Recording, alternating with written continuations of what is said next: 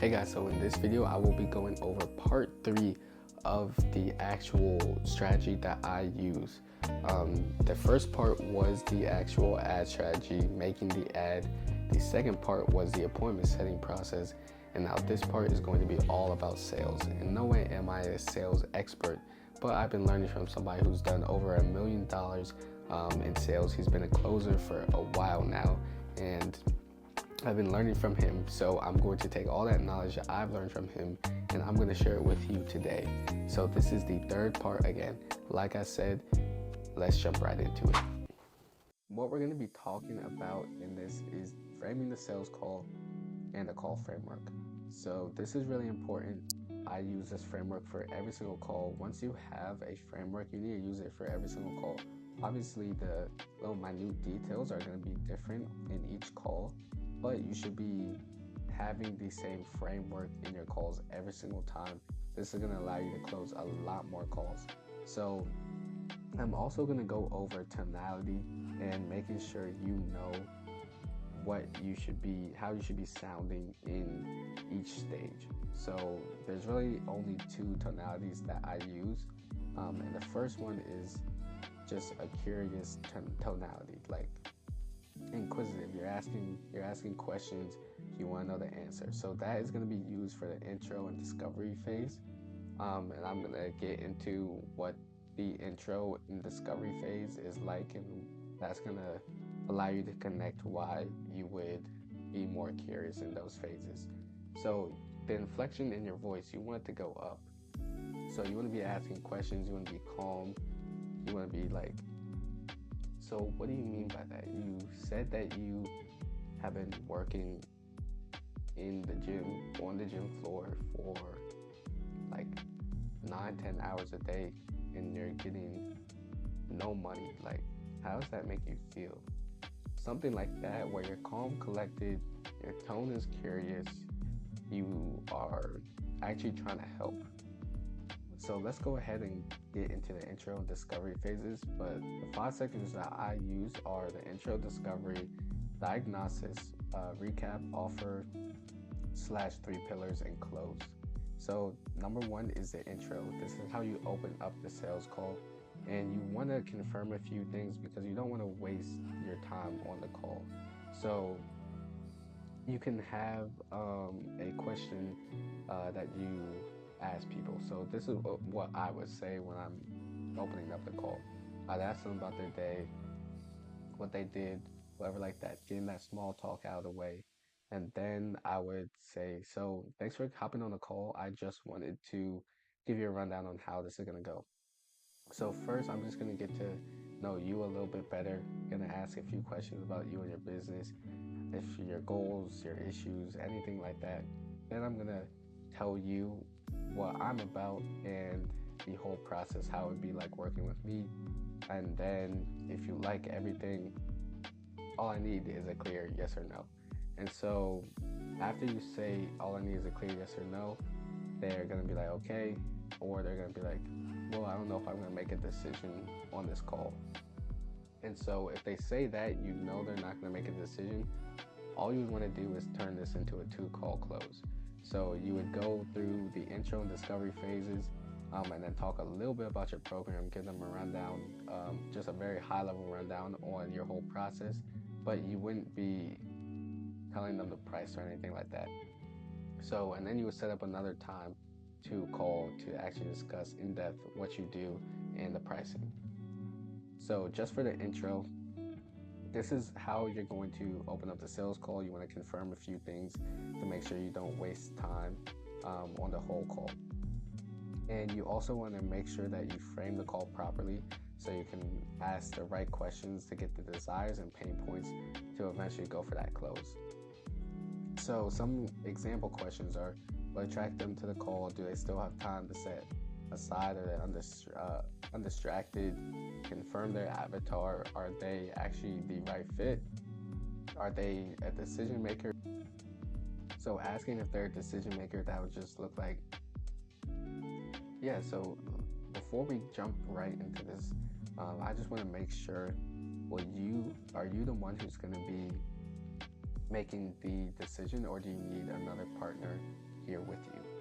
Like, or do you need your wife, your husband here with you to make a decision?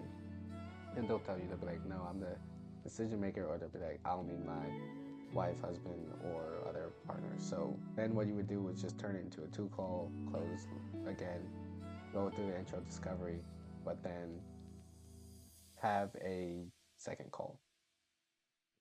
So then the discovery phase, this is what you are mainly focusing on. This should be 15 to 20 minutes long. Like, you should be talking with this person for 15 to 20 minutes long in this stage. This is the stage that you are going to be collecting ammo to snipe any objections that may occur when you go for the close. So you are using logic and intelligent questions to paint a clear picture of their current situation, but you also want to paint a clear picture of their desired situation. So a few questions that are part of the discovery are: what goal are you trying to accomplish? What's the biggest struggle? Why aren't you there yet? What have you tried so far? What's worked? What hasn't? And so you want to paint the current situation, figure out what their final destination looks like.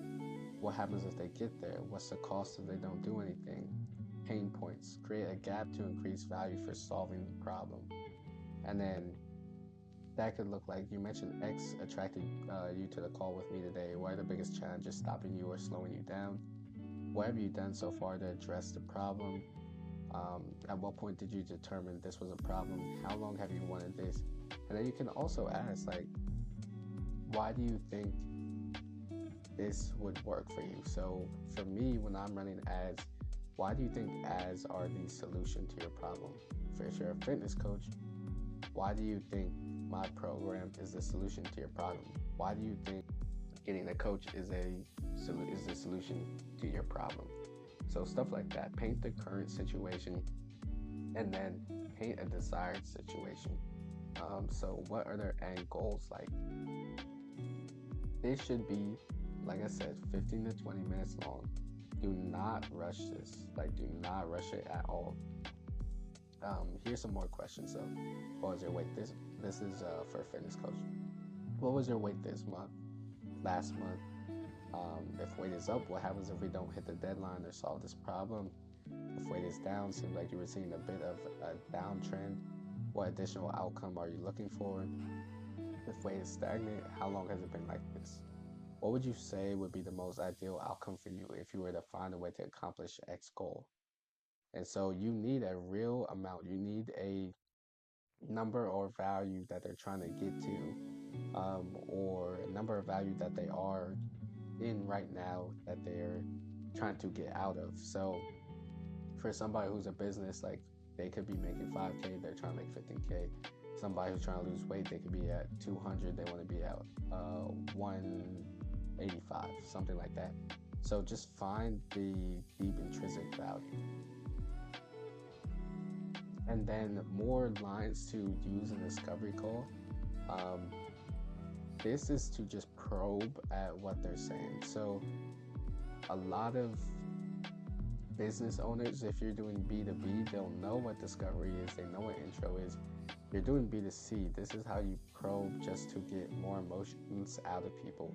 So if they say a certain weight they want to get to, how'd you come up with that weight? They may say, oh, I was that weight back 10 years ago and I felt the best I've ever felt.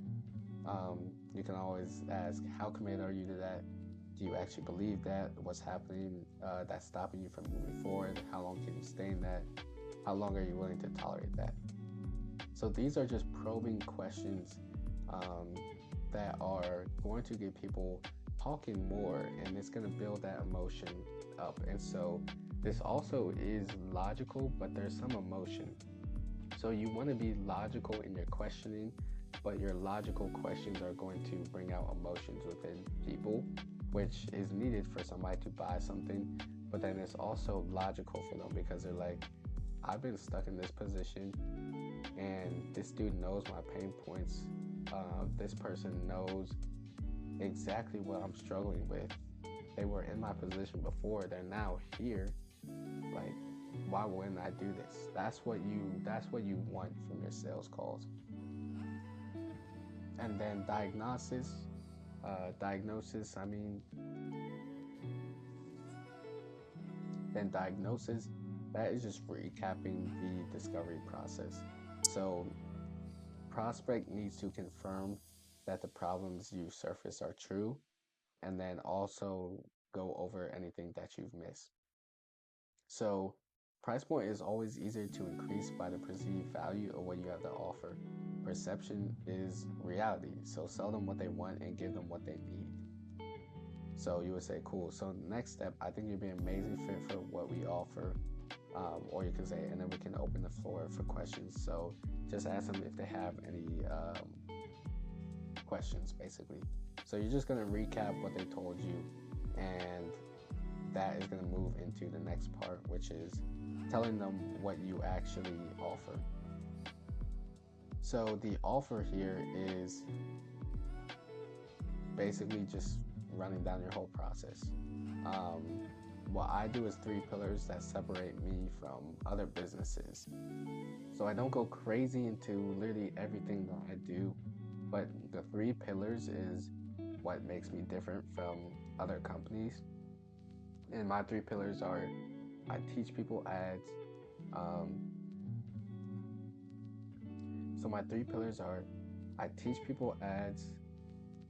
I also have a personal branding, so I help people with their content, and then I also have one-to-one meetings with people, and there's learning modules, but you have one-to-one connection with me. So that is why I'm different from others. I make sure that when I'm teaching my ad strategy, you will never have to buy anything from an ad agency ever again. You'll just be able to do it yourself. That's my main pillar. And so anything that you have, any 3 pillars you have, use those. And then after you go through all of that, you would just ask, aside from price, do you have any questions for me? And then if they have any questions, answer them sharp, crisp, short, and sweet. And make sure they're simple. Make sure you're not explaining a whole bunch of stuff, because they're going to be like, what is he talking about? Just answer the questions. Don't add any new information, because that's just going to confuse them. Just answer the question, because you don't want them saying, oh, yeah, I want to think about this now. No, you've answered their questions simply. So that is really it. You offer, and you would say, aside from price, do you have any questions for me? You would shut up. You wouldn't say anything. Like, just let them think. If they say that's expensive, literally just let them think some more. Like, people need time to think. They'll say what they need to say, but literally just shut up. And I know it's going to be awkward to do that, but that is how you let people think, so that you're not interrupting their thought process and ultimately forcing them to be like, I need to think about it. You don't want to do that. So make sure that after you offer, you just shut up, don't say anything. But that is the end of this video. I hope you guys enjoyed this. Please make sure to like and subscribe. This was the last part in my entire process. Make sure to watch the other 2 parts if you haven't already. They will help you as well, and you can put all of these 3 parts together to actually start this follower ad process on your own. So if you need help doing any of this and you want to implement it right the first time quickly, then just book a call in the link down in the description, or just message me on Instagram. Or just message me the word ads on Instagram. Thank you so much for watching. Please make sure to like and subscribe.